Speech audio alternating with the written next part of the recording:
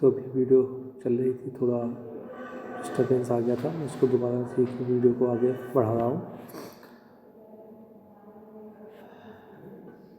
हमारा जो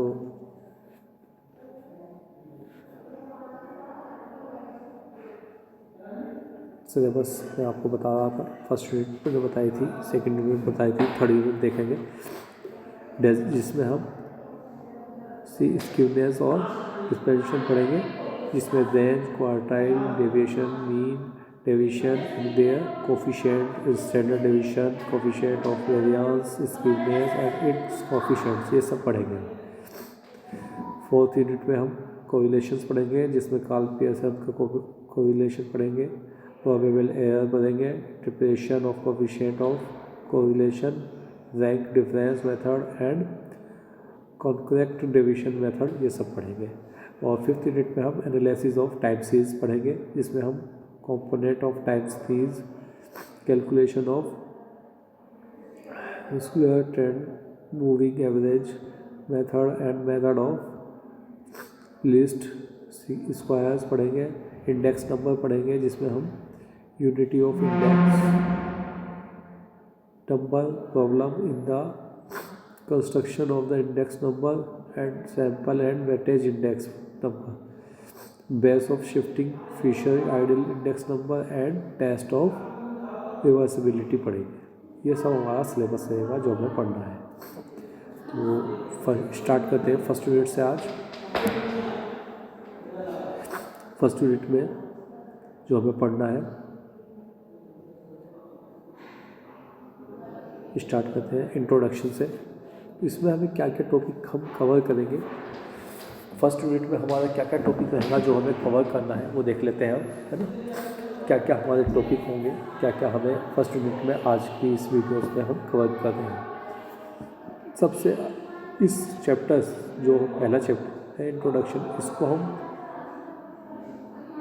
पढ़ने के बाद हमारे पास क्या क्या होगा, understand the development, importance of and the role of statistics, हम समझ जाएंगे उसका डेवलपमेंट, उसकी इम्पोर्टेंस, उसका रोल, इसका स्टैटिस्टिक्स का क्या रोल रहेगा, क्या उसकी इम्पोर्टेंस है और कैसे उसका डेवलपमेंट हुआ, ये सब हम इसमें पढ़ रहे हैं। इसके अलावा हम इसमें explain the basic concept of statistical studies, इसके जो बेसिक कॉन्सेप्ट है ये हम एक्सप्लेन करेंगे इसमें, ठीक है। नेक्स्ट इसमें understand the application of statistics in business and management, business और मैनेजमेंट में कैसे हम इसको अप्लाई करेंगे, कैसे इसकी एप्लीकेशन हम, क्या यूज़ होगा इसका, ये पढ़ना। और लास्ट में इसमें learn about functions and limitation of statistics, इसके फंक्शंस पढ़ेंगे और इसकी लिमिटेशंस हम इसमें पढ़ लेंगे। इस चैप्टर्स में इस जो टॉपिक्स होगा इसमें हम ये सब कवर कर जाएंगे, लेकिन क्योंकि वीडियो लेंथी हो जाती है इसलिए हम ज़्यादा बड़ी बड़ी वीडियोस नहीं बनाएंगे, 10-10 मिनट की वीडियोस बना के आपको कवर करते रहेंगे। तो आप घबराएं मत, ज़्यादा बड़ी वीडियोस आपको नहीं मिलेगी। हाँ, लेकिन जो भी वीडियो आपको मिले उसको आप एंड तक ज़रूर देखें, क्योंकि एंड तक जाते ही आपको उसका फिनिश, उसका कैलकुलेशन, उसका जो कंक्लूज़न होता है वो एंड में ही मिलता है कि हमें क्या मिला है, ये मिला है नहीं मिला। तो इसको लेने के लिए आपको एंड तक ही वीडियो देखनी चाहिए, जो कोई सी भी वीडियो हो, जब तक आप एंड तक फर्स्ट जो भी इंप्रेशन होता है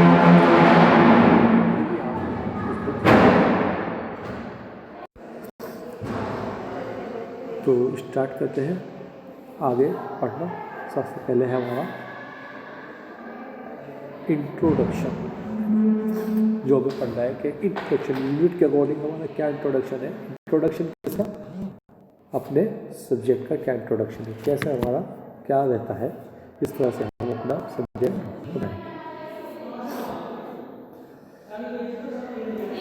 इंट्रोडक्शन मीन्स, इंट्रोडक्शन क्या है, स्टैटिस्टिक्स का क्या इंट्रोडक्शन रहेगा। सबसे पहले information drive from good statistic analysis is always precise and never unless, वो जो भी इंफॉर्मेशन होती है वो good statistical analysis always precise and never unless, never useless, जो भी इंफॉर्मेशन हमें मिलती है स्टैटिस्टिक में वो हमेशा प्रेसाइज होती है और कभी भी यूजलेस नहीं होती, उसका कभी ना कभी यूज़ होता है ना।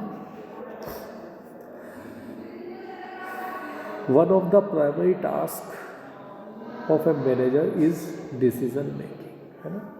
देखिए कोई भी मैनेजर हो, कोई भी कंपनी हो, वहाँ पर जो मैनेजर होता है उसका सबसे ज़रूरी तो टास्क होता है वो डिसीज़न मेकिंग। उसको किस तरह से डिसीज़न लेना है, क्या उसको डिसीज़न लेना है, क्या डिसीज़न उसका होना चाहिए। डिसीज़न का मतलब क्या होता है, ऑप्शंस, उस पर क्या क्या ऑप्शंस है ना। डिसीज़न वो कब लेता है, जब उस पर ऑप्शंस हो। अगर ऑप्शन नहीं है तो फिर तो डिसीज़न का कोई मीनिंग ही नहीं। फिर क्या हुआ, जो काम है वही करना है ना। डिसीज़न मेकिंग कब यूज़ होता है, जब हमारे पास ऑप्शन हो, हमारे पास डाटा हो, तो हम उस डाटा के अकॉर्डिंग डिसीजन लेना है, ठीक है। जो तो स्टैटिस्टिक हमें statistical techniques offer powerful tools in the decision making process. तो यानी कि स्टैटिस्टिकल जो टेक्निक्स हैं वो पावरफुल टूल्स हैं क्या के लिए, डिसीजन मेकिंग प्रोसेस के लिए। क्या हमें बताते हैं वो टूल्स हैं, वो जो स्टैटिस्टिकल टेक्निक्स हैं वो टूल्स हैं जो हमें बताते हैं कि हमें किस तरह से डिसीज़न लेना है, क्या हमारा डिसीज़न का क्राइटेरिया रहेगा, किस तरह से हमारी डिसीज़न लिया जाएगा। These tools have power to interpret quantitative information in the scientific and an objective manner। ये जो टूल्स होती हैं ये हमें पावर देते हैं, इंटरप्रेट करते हैं क्वांटिटेटिव यानी क्वांटी, एक नंबर्स में हमें इंफॉर्मेशन मिलती है जो कि साइंटिफिक हो सकती है और जो हमारे ऑब्जेक्टिव से रिलेटेड होती है, ऑब्जेक्टिव मैनर्स होती है, ऑब्जेक्टिव के मैनर में आती है, ठीक है। नेक्स्ट आगे इसी पे देखेंगे, managerial decision making can be made, managerial decision making can be made efficient and effective by analyzing available data using appropriate statistical tools।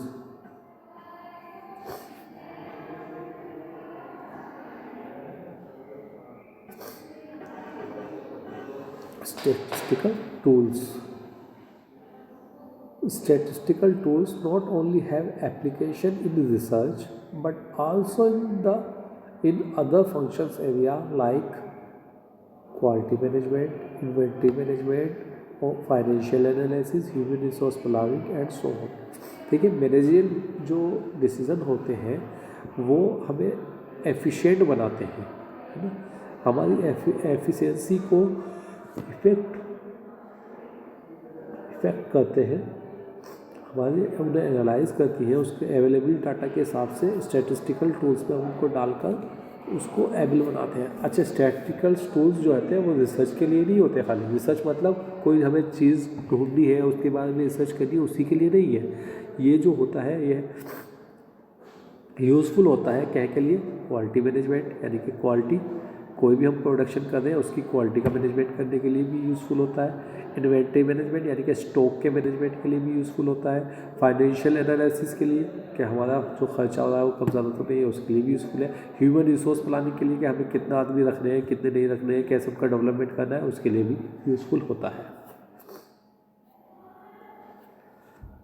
उसके बाद पढ़ेंगे हम the word statistic is derived from the Latin word status, German word statistic and Latin word stato which means state, stato means state and statista refer to a person involved with the affair of state।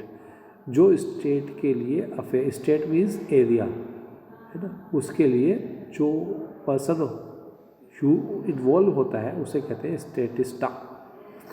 The statistic originally was meant for the collection of fact useful for affairs of the state like taxes, land record, populations, demography etc। पहले जो इसका use होता था वो किस लिए होता था, स्टेट्स के लिए यूज़ होता था, जैसे स्टेट का टैक्सेस के लिए, उसके लैंड के रिकॉर्ड के लिए, या उसके जो पॉपुलेशन होती है स्टेट की उसको रखने के लिए यूज़ किया जाता था। तो आज की वीडियो में इतना ही। नेक्स्ट वीडियो में हम टेक्स्ट पढ़ेंगे।